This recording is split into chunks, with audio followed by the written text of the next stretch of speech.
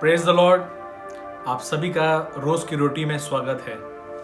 मैं परमेश्वर का धन्यवाद देता हूं आज के समय के लिए जो परमेश्वर ने आज आपको और मुझे दिया है कि कुछ देर हम परमेश्वर के मुकद्दस कलाम में से कुछ बातों को सीख सकें और कुछ बातों पर मनन कर सकें।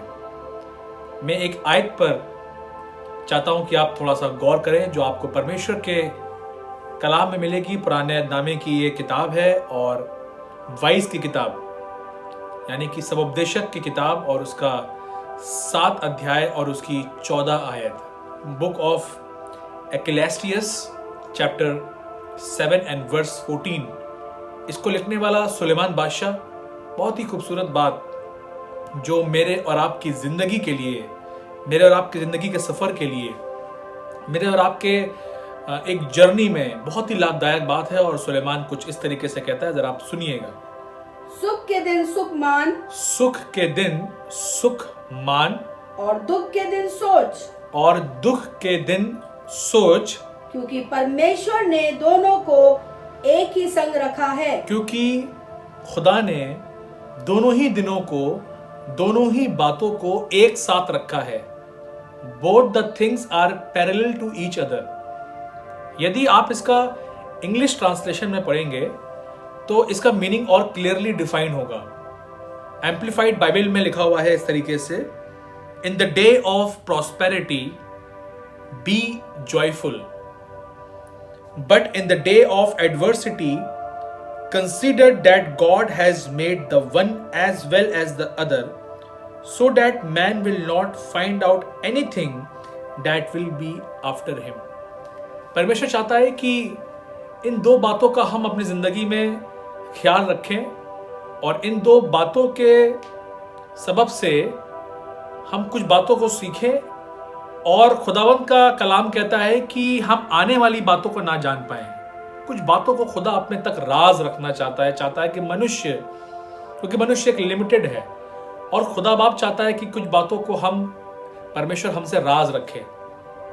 इसलिए वो यहाँ पे कहता है कि सुख के दिन सुख मान और दुख के विषय में सोच। इंग्लिश में लिखा हुआ, in the day of prosperity be joyful.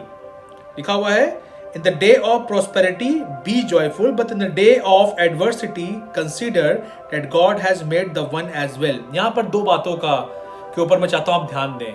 Number 1, यहाँ पर लिखा हुआ है सुख के दिन। सुख के दिन क्या करना है? इंसान को आनंदित होना है, शादमान होना है, जॉयफुल होना है, क्योंकि उसका टाइम परमेश्वर ने आपकी जिंदगी में रखा है। लेकिन ऑन द अदर हैंड, दूसरी तरफ दुख भी है और यहां पर लिखा हुआ है दुख के विषय में सोच। दो बातें, आनंद और सोच। खुदा के लोगों, जब आप अपनी जिंदगी में खुश हों, जब आप अपनी जिंदगी में प्रॉस्पर हों, जब आप अपनी जिंदगी में तरक्की पाएं, चाहे आपका परिवार, आपके बच्चे अपनी जॉब में, अपने बिजनेस में, उस समय आप आनंदित होइए। लेकिन जब दुख के बदल आपको घेर लें, जब परेशानियां आपको घेर लें, जब आप अनसर्टेन सिचुएशन में चले जाएं, उसमें आपको परेशान होने की जरूरत नहीं है। खुदा कलाम कहता है ऐसे समय पर आप सोचिए, समझिए। इसका मतलब यह है कि परमेश्वर चाहता है कि आप दोनों ही हालातों में अपने परमेश्वर पर डिपेंड रहना सीखिए, अपने परमेश्वर पर भरोसा रखना सीखिए। और ये जो प्रॉस्पेरिटी का जॉय है, मैंने यहाँ पे लिखा हुआ है, in prosperity joy should be self controlled. आपका आनंद सेल्फ कंट्रोल में होना चाहिए ताकि आपका आनंद का जो बाइस है वो परमेश्वर हो। आप ओवर कॉन्फिडेंस में, आप ओवर जॉयफुल होकर के अपने खुदा को ना भूलें, क्योंकि परमेश्वर ने हर एक बात का समय आपकी जिंदगी में नियुक्त किया है। इसलिए सबोपदेशक 1 में लिखा हुआ, एक कलाम में लिखा हुआ है सबोपदेशक में, कि हर एक बात का इस पृथ्वी के ऊपर समय है। इसीलिए आप अपने समय को पहचानिए और जो खुदा ने आपको समय दिया है उसमें आप आनंदित रहिए, खुश रहिए। और जब दुख के बादल आए, आप परेशान हो, तो आप समझिए कि परमेश्वर आपसे क्या चाहता है। परमेश्वर आप सभी को बड़ी आशीष दे। जय मसीह।